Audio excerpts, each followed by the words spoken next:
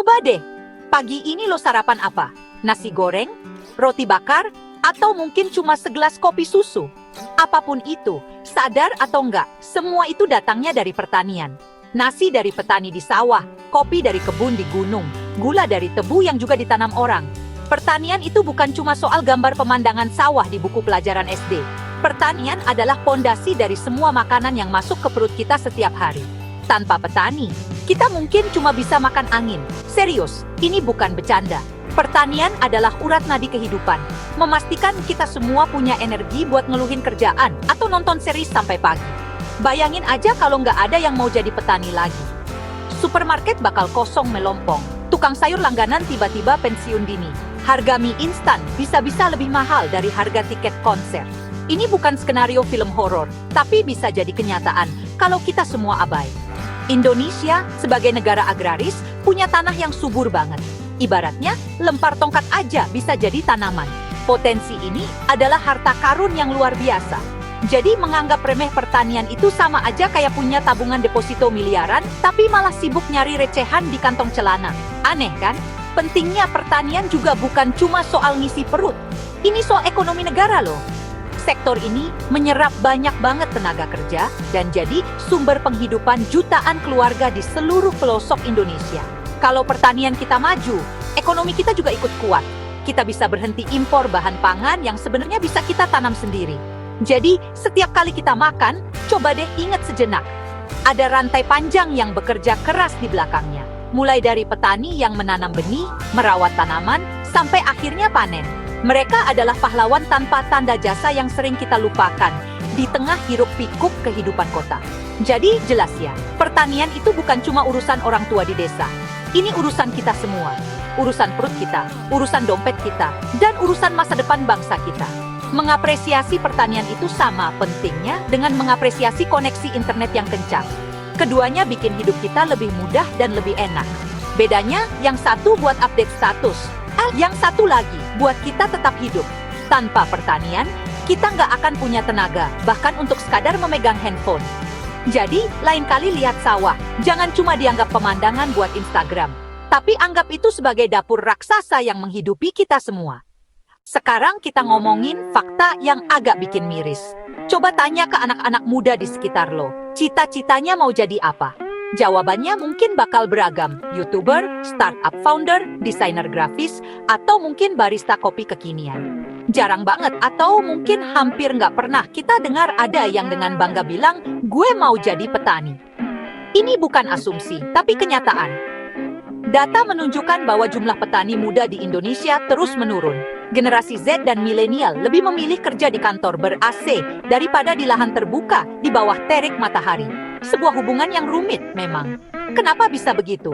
Salah satu alasannya adalah citra atau image. Selama ini, profesi petani seringkali digambarkan sebagai pekerjaan yang kotor, melelahkan, kuno, dan identik dengan kemiskinan. Di sinetron atau film, petani sering digambarkan sebagai sosok yang lugu, pasrah, dan hidupnya susah. Stereotip ini nempel banget di kepala banyak orang. Anak muda yang hidup di era pencitraan media sosial tentu enggan diasosiasikan dengan image yang dianggap nggak keren. Mereka lebih tertarik pada sesuatu yang terlihat modern, canggih, dan menjanjikan keuntungan instan yang bisa dipamerkan di Instagram Story. Faktor pendidikan juga punya peran. Kurikulum kita mungkin mengajarkan tentang pentingnya pertanian, tapi jarang sekali yang menunjukkan bagaimana pertanian bisa menjadi sebuah bisnis yang inovatif dan menguntungkan. Sekolah lebih banyak mendorong siswanya untuk menjadi pegawai atau profesional di bidang lain. Jarang ada pameran karier di sekolah yang dengan kerennya mempromosikan profesi sebagai agripreneur atau pengusaha pertanian modern.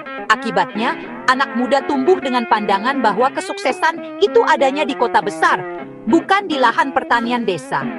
Sawah dianggap masa lalu, gedung pencakar langit dianggap masa depan.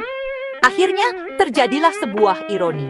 Negara kita punya lahan subur yang melimpah, tapi kekurangan generasi penerus untuk menggarapnya. Petani yang ada sekarang usianya rata-rata sudah tidak muda lagi. Mereka adalah generasi terakhir yang memegang cangkul dengan setia. Kalau tidak ada regenerasi, siapa yang akan melanjutkan? Ini seperti punya tim sepak bola legendaris dengan pemain senior yang hebat, tapi tidak punya pemain muda di tim junior. Cepat atau lambat, Tim itu akan kehabisan pemain dan akhirnya bubar. Inilah krisis senyap yang sedang terjadi di sektor pertanian kita. Sebuah hubungan rumit yang harus segera kita cari solusinya. Jadi, apa sih yang sebenarnya bikin anak muda mikir 2 kali, bahkan 1000 kali, buat jadi petani? Hambatannya nyata dan bukan cuma soal gengsi. Pertama, dan yang paling klasik adalah masalah modal dan lahan. Untuk memulai bertani, harga tanah sekarang, jangan ditanya, mahal banget. Kalaupun mau sewa, biayanya juga nggak sedikit. Belum lagi modal untuk beli bibit unggul, pupuk, dan peralatan lainnya. Bagi anak muda yang baru lulus dan mungkin masih mencicil iPhone terbaru, modal untuk memulai usaha tani itu terasa seperti mendaki Gunung Everest tanpa persiapan. Sulit dan terasa mustahil. Tantangan kedua adalah ketidakpastian yang tinggi. Bertani itu seperti berjudi dengan alam. Hari ini cuaca bagus, besok bisa jadi kekeringan panjang atau malah banjir bandang. Belum lagi serangan hama dan penyakit tanaman yang bisa muncul tiba-tiba dan menghancurkan seluruh panen dalam sekejap. Ketidakpastian ini berlanjut sampai masa panen. Ketika panen melimpah, harga jual di tingkat petani malah sering anjlok. Petani yang sudah kerja keras berbulan-bulan malah nggak dapat untung yang sepadan. Risiko semacam ini bikin anak muda yang terbiasa dengan kepastian gaji bulanan jadi ngeri duluan. Selain itu, ada masalah akses. Akses terhadap apa? Banyak. Mulai dari akses ke informasi teknologi pertanian terbaru, akses ke pasar yang adil, sampai akses ke lembaga keuangan atau permodalan. Petani di daerah terpencil seringkali kesulitan mendapatkan informasi tentang cara bertani yang lebih efisien. Mereka juga sering terjebak dalam rantai pasok yang panjang dan dikuasai oleh tengkulak, sehingga harga jualnya ditekan habis-habisan. Mau pinjam modal ke bank, prosesnya seringkali rumit dan butuh jaminan yang tidak semua petani muda punya. Ini seperti mau ikut lomba lari, tapi kaki kita diikat. Terakhir adalah soal gaya hidup dan ekosistem. Anak muda butuh komunitas. Mereka butuh tempat nongkrong, butuh hiburan, butuh koneksi internet yang stabil buat update dan cari informasi.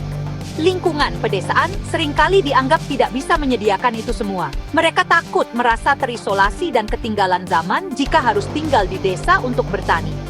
Persepsi bahwa bertani akan menjauhkan mereka dari peradaban modern adalah tembok besar yang menghalangi mereka untuk melompat. Semua tantangan ini nyata dan harus kita akui keberadaannya sebelum bisa mencari jalan keluarnya. Poret time takini. Nah, di tengah semua masalah tadi, ada satu superhero yang datang menawarkan solusi, teknologi. Kalau dengar kata teknologi pertanian, mungkin yang kebayang adalah robot-robot bot canggih kayak di film sci-fi. Padahal, teknologinya bisa lebih sederhana dan sangat bisa diakses. Lupakan sejenak citra petani yang seharian membungkuk di sawah sambil mencangkul. Bayangkan seorang petani muda yang mengontrol semuanya dari smartphone. Keren kan? Teknologi modern memungkinkan kita bertani dengan lebih cerdas, lebih efisien, dan yang pasti, lebih keren. Ini bukan lagi soal otot, tapi soal otak dan data. Salah satu alat modern yang gampang banget dipakai adalah drone. Iya, drone yang biasa dipakai buat bikin video aerial yang sinematik itu. Di pertanian, drone bisa dipakai untuk banyak hal, mulai dari memetakan kondisi lahan, memantau kesehatan tanaman dari atas, sampai menyemprotkan pupuk atau pestisida secara presisi.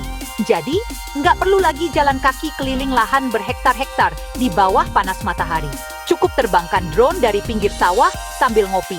Efisien waktu, hemat tenaga, dan yang paling penting, hasilnya akurat. Ini mengubah pekerjaan bertani dari kerja fisik menjadi kerja seorang operator teknologi. Selain drone, ada juga yang namanya sensor tanah dan sistem irigasi otomatis. Alat kecil ini ditancapkan ke tanah dan bisa mengirim data langsung ke handphone kita. Data apa? Macam-macam, mulai dari tingkat kelembapan tanah, kadar pH, sampai nutrisi yang kurang. Berdasarkan data itu, sistem irigasi bisa menyala secara otomatis untuk menyiram tanaman sesuai kebutuhannya. Nggak ada lagi cerita tanaman kekeringan atau kebanjiran karena salah kira. Semuanya presisi dan berbasis data. Ini seperti punya asisten pribadi yang jagain tanaman kita 24 jam sehari, 7 hari seminggu. Lalu ada aplikasi pertanian. Sekarang banyak banget aplikasi di smartphone yang dirancang khusus untuk petani. Aplikasi ini bisa memberikan informasi perakiraan cuaca yang akurat, rekomendasi waktu tanam yang tepat, sampai diagnosis penyakit tanaman hanya dengan memfoto daunnya. Bahkan, ada platform digital yang menghubungkan petani langsung dengan pembeli. seperti hotel, restoran, atau supermarket. Ini memotong rantai pasok yang panjang dan bikin petani dapat harga yang lebih adil. Semua teknologi ini membuat pertanian menjadi lebih terukur, lebih bisa diprediksi, dan pastinya lebih menguntungkan. Contoh suksesnya udah banyak loh. Coba deh cari di internet tentang startup agritech di Indonesia. Ada banyak anak muda kreatif yang membangun platform digital untuk membantu petani. Misalnya, ada platform crowdfunding yang ngumpulin dana dari publik untuk memodali proyek pertanian. Jadi, masalah modal bisa diatasi bareng-bareng. Ada juga yang bikin marketplace khusus untuk menjual produk organik langsung dari petani ke konsumen di kota. Konsumen dapat produk segar, petani dapat harga bagus. Ini adalah bukti nyata bahwa teknologi bisa jadi jembatan emas antara desa dan kota. Inovasi nggak berhenti di situ. Di kota-kota besar, mulai ngetren yang namanya urban farming atau pertanian perkotaan. Dengan teknik seperti hidroponik atau vertikultur, anak muda bisa menanam sayuran segar di lahan sempit, seperti di balkon apartemen atau atap rumah. Mereka menanam selada, kangkung, atau tomat tanpa tanah, hanya dengan larutan nutrisi. Hasilnya bisa untuk konsumsi sendiri atau bahkan dijual ke tetangga dan kafe terdekat. Ini membuktikan bahwa untuk menjadi petani, lo nggak harus punya lahan berhektar-hektar di desa. Lo bisa mulai dari rumah lo sendiri. Teknologi pada dasarnya membuat pertanian menjadi lebih seru. Aktivitas bertani bisa diubah menjadi konten yang menarik. Bayangin, lo bisa bikin channel YouTube atau akun TikTok yang isinya tentang perjalanan lo membangun kebun hidroponik dari nol. Lo bisa bikin konten time-lapse tanaman tumbuh, tutorial membuat pupuk organik, sampai review drone pertanian. Ini menggabungkan passion di bidang konten kreatif dengan kegiatan produktif yang menghasilkan. Lo bisa jadi influencer di bidang yang unik dan sangat bermanfaat, yaitu pertanian modern. Siapa bilang jadi petani nggak bisa dapat endorse?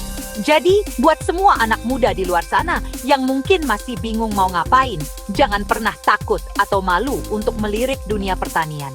Lupakan citra lama yang kuno dan melelahkan. Lihatlah pertanian sebagai sebuah kanvas kosong yang bisa kalian lukis dengan inovasi dan teknologi.